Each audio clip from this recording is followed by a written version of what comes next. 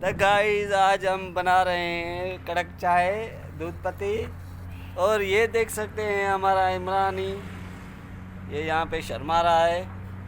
तो इसमें शर्माने वाली कौन सी बात है, चाय तो चाय होती है।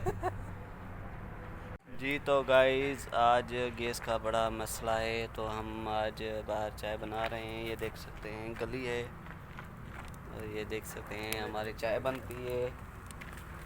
ये देख सकते हैं आज हम चाय बना रहे हैं। ये देख भाई साहब, दूध पत्ती बन रही है।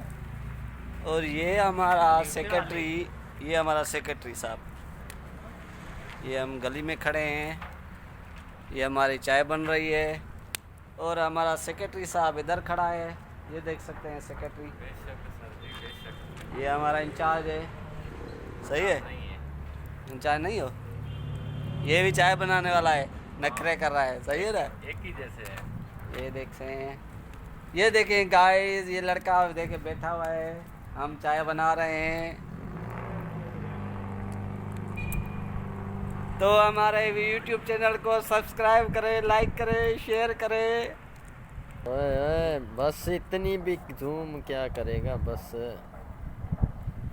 चल। कैमरामैन सही नहीं है तुम? ये कैमरामैन है ना, इसीलिए तो इसको बोल रहा था।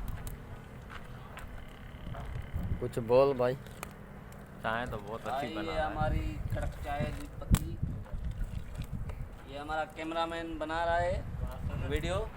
कैसे दिख रहा है, देख तो सही।